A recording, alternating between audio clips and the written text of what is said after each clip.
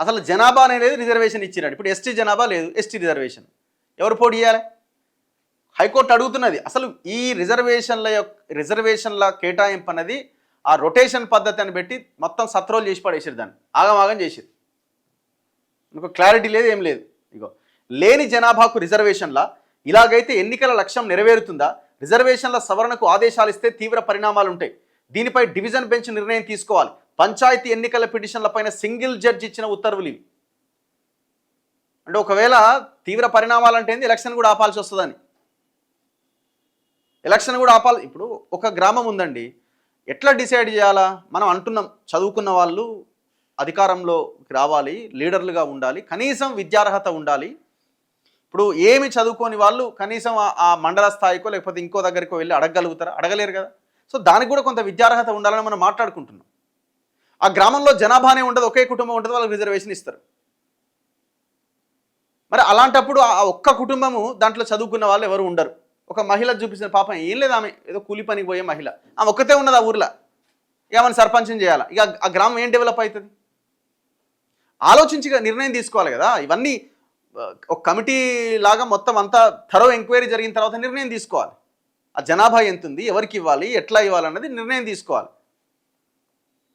వరంగల్ జిల్లా కేసముద్రం మండలం మహమూద్ పట్నం గ్రామంలో కేవలం 6 ఎస్టీ ఓటర్లు ఉండగా సర్పంచ్ పదవి 2 వార్డు స్థానాలు ఎస్టీకి రిజర్వ్ చేసిరట.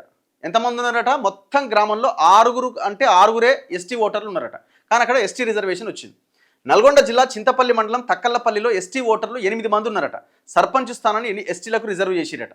వరంగల్ జిల్లా సంగెం మండలం వంజరపల్లిలో ఎస్టీ ఓటర్ ఒక్కరు కూడా లేరట. అయినా సర్పంచ్తో పాటు 3 వార్డు మెంబర్ స్థానాలు ఎస్టీలకు రిజర్వ్ చేసిరట. మరి ఎవరు వచ్చి నిలబడాలడా?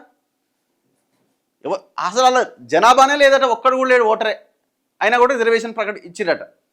నల్గొండ జిల్లా అనుమూల మండలం శివాలయం పేరూరు గ్రామంలో ఎస్టీలే లేరట. అయినా సర్పంచ్తో పాటు 4 వార్డు మెంబర్లు ఎస్టీలకు కేటాయించారు. వరంగల్ జిల్లా సంగెం మండలం ఆశలపల్లిలో సర్పంచ్ 2 వార్డు మెంబర్ స్థానాలు ఎస్సీలకు కేటాయించిరట. ఆసిఫాబాద్ జిల్లా కాగజ్నగర్ మండలం భట్పల్లిలో సర్పంచ్ 6 వార్డు మెంబర్లు 2011 జనాభా లెక్కల ప్రకారం ఎస్టీలకు రిజర్వ్ చేశారు.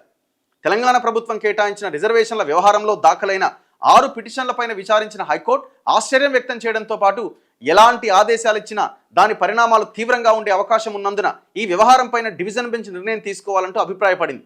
అసలు జనాభా లేని వర్గానికి రిజర్వేషన్లు కేటాయించడం వల్ల ప్రజాస్వామ్య విలువలతో పాటు ఎన్నికల లక్ష్యం వీగిపోతుందని పేర్కొన్నది. 2011 జనాభా లెక్కల ప్రకారం ఎస్టీలకు రిజర్వేషన్లు కేటాయించడాన్ని సవాల్ చేస్తూ దాఖలైన పిటిషన్ పైన జస్టిస్ టి మాధవీదేవి మంగళవారం విచారణ చేపట్టారు. పిటిషన్ల తరపు న్యాయవాదులు వాదన వినిపిస్తూ కొన్ని గ్రామాల్లో ఎస్టీలు లేకపోయినా ప్రభుత్వం వారికే సర్పంచ్తో పాటు వార్డు మెంబర్ స్థానాలు రిజర్వ్ చేసింది. వాటిని సవరించి తాజా జనాభా ప్రాతిపదికన రిజర్వేషన్లు కేటాయించేలా ఉత్తర్వులు ఇవ్వాలి. ఇప్పుడు ఎస్టీలకు రావాల్సిన రిజర్వేషను ఎస్టీలకు కేటాయించండి. ఎట్లా కేటాయించాలి? వాళ్ళ జనాభా ఎక్కడైతే ఎక్కువగా ఉంటుందో అక్కడ కేటాయించే ప్రయత్నం చేయండి. జనాభా లేని దగ్గర నువ్వు ఎస్టీలకి ఇవ్వడం అంటే ఏంది? ఎస్టీలను మోసం చేయడమే కదా. న్యాయమూర్తి ఏమంటుండు? సామాజిక న్యాయంతో పాటు చారిత్రకంగా అణగారిన వర్గాలకు రాజకీయ పదవుల్లో తగిన ప్రాతినిధ్యం కల్పించడానికి రాజ్యాంగం రిజర్వేషన్లు కల్పించింది. ఆర్టికల్ 243D, 243T ప్రకారం గ్రామ పంచాయతీలు, మున్సిపాలిటీల్లో రిజర్వేషన్లు అందించాల్సి ఉన్నది. ఇక్కడ దాఖలైన పిటిషన్స్లోని అంశాలు పరిశీలిస్తే కొన్ని గ్రామాల్లో సంబంధిత కమ్యూనిటీ అంటే ఎస్టీ లేకపోయినా తక్కువ సంఖ్య ఉన్న సర్పంచ్, వార్డు మెంబర్ స్థానాలు ఆ వర్గాలకే రిజర్వ్ చేయడం వల్ల అవి ఖాళీగా ఉంటాయని పేర్కొన్నారు. పిటిషన్దారులు కోరినట్లుగా పంచాయతీలను ఇతరులకు రిజర్వ్ చేయాలంటూ ఉత్తర్వులు జారీ చేస్తే అవి రోస్టర్ ప్రకారం కేటాయించిన రిజర్వేషన్లపైన ప్రభావం చూపే అవకాశం ఉండడంతో పాటు విస్తృత పరిణామాలకు దారితీస్తాయి. ఖజానాకు నష్టం ఏర్పడినా దానివల్ల ప్రయోజనం కూడా ఉండదు.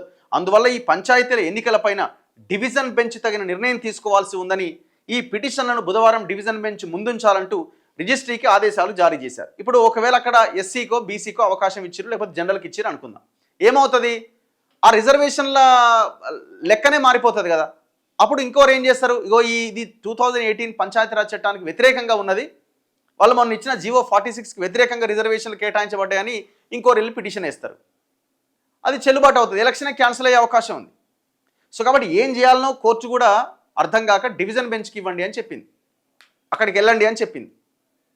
అంటే కనీసమైన ఆలోచన లేకుండా వీళ్ళు చేసిన ఇట్లాంటి పనుల వల్ల ఇది ఎంత అసలు కనీసం కామన్ సెన్స్ లేకుండా చేసిన పని కాదు ఇది.